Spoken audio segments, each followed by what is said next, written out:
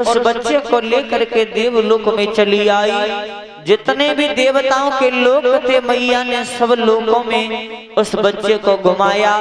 जितने देवता थे सब देवताओं से मैया ने उस बच्चे को आशीर्वाद दिलवाया है और उसी से उस बच्चे का नाम रखा है देवव्रत। और जैसे ही महाराज देवव्रत थोड़े बड़े हुए सियाने तो मैया ने उस बच्चे को अपने गोद में लिया और महाराज के पास में छोड़ गई। और जैसे ही महाराज के पास में छोड़ करके गई हैं तो धीरे धीरे समय व्यतीत होता चला गया। और जैसे ही समय आगे बढ़ा है तो एक दिन महाराज शांतनु जो थे मन में विचार आया कि आज तो हम जंगल में शिकार खेलने के लिए जाएंगे। और महाराज घोड़ा पर सवार हुए और घोड़ा पर सवार होने के बाद राजा चले हैं जंगल में। और जैसे ही महाराज जंगल में पहुंचे तो एक नदी के किनारे पर पहुंच जाते हैं राजा गंगा जी। उसी जंगल में एक नदी के किनारे पर राजा जब पहुंचे तो देखा है कि उस नदी में एक मल्लाह की लड़की नाव चलाने का काम करती है।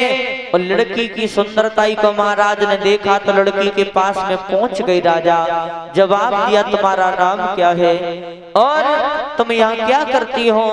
तो उस लड़की ने दोनों हाथ जोड़े जवाब दिया महाराज मेरा नाम सत्यवती है और मैं निषाद राज की पुत्री हूँ और इस नदी में नाव चलाने का कार्य करती हूँ। जब जैसे ही इतनी बात राजा ने सुनी तो जवाब दो कि हम तुम्हारे साथ में अपना विवाह करना चाहते हैं। तो लड़की ने दोनों हाथ जोड़े जवाब दिया महाराज अगर तुम विवाह करना चाहते हो तो विवाह तो हम कर लेंगे, लेकिन हमारी तुमसे एक विनती है कि आप जाकर के हमारे पिताजी से पूछ लीजिए। अगर हमारे पिताजी तुम्हारे साथ में हमारा विवाह कर देंगे तो महाराज करने को तैयार है। तो राजा शांतनु जो रहे उस निषाद राज के पास में पहुंच गई। और जैसे निषाद राज के पास में पहुंची महाराज तो निषाद राज से दोनों हाथ जुड़ करके जवाब दिया महाराज हम तुम्हारी पुत्री के साथ में अपना विवाह करना चाहते हैं। तो राजा शांतनु की बात इतनी जब निषाद राज ने सुनी तो जवाब दो महाराज पहले तुम्हारा कोई विवाह हुआ होगा? जवाब दिया महाराज हाँ। तो जो विवाह हुआ था उस रानी के कोई संतान हुई होगी? जवाब दिया महाराज हाँ एक पुत्र भी है।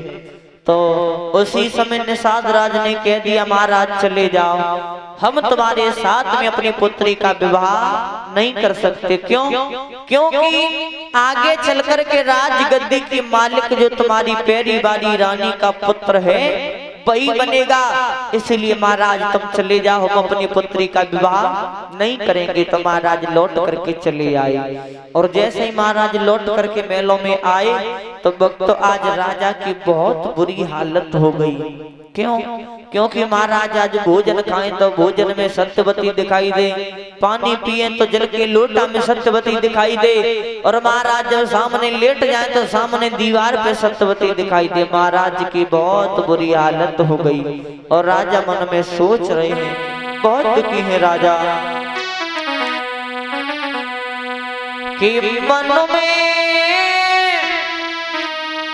और दुखी बहुत नरपाल कैसे मिले सुंदरी नारी।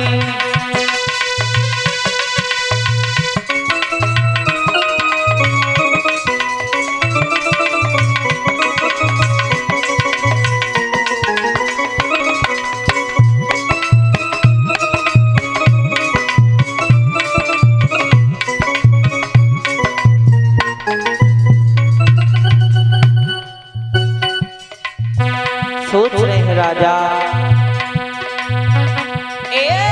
मिले सुंदरी नारी कैसे मिले सुंदरी नारी मिले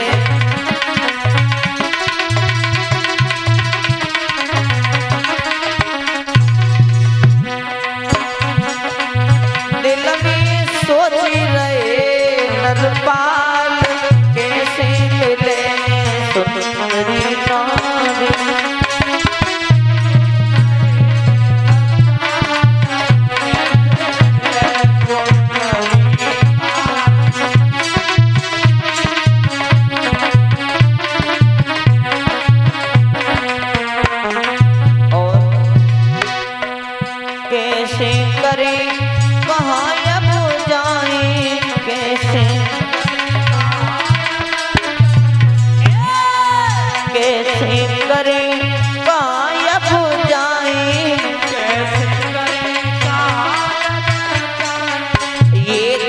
कहानी किने सुनाई, जे तिलक कहानी किने सुनाई। कैसी नारी सुंदरी पाई आल भव बेहाल, कैसे मिले सुंदरी नारी।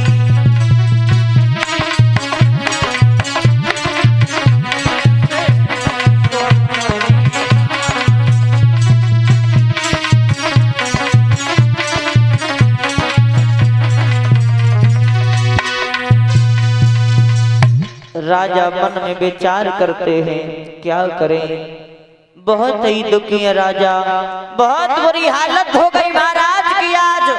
महाराज दिन पे दिन दुखी होते हुए चले गए और जैसे ही भक्तों इधर महलों में उनके पुत्र जो थे देवव्रत को जब पता चला है महाराज देवव्रत ने अपने पिता की हालत को देखा तो मन में विचार किया आखिर बात क्या है, हमारे पिताजी दिन पे दिन दुखी होते चले जा रहे हैं, अगर यही हाल हमारे पिताजी का रहा तो राजगद्दी का क्या होगा, क्या होगा इस राजपाट का। उसी समय भक्तों मंत्री से देवव्रत ने पूछ लिया, जवाब दिया मंत्री हमारी एक बात समझ में नहीं आती, आखिर बात क्या है तुम हमें बताओ। तो जैसे ही मंत्री ने तनी बात सुनी तो जवाब दो महाराज तुम्हारे पिता जो है दूसरा विवाह करना चाहते हैं, दूसरा विवाह।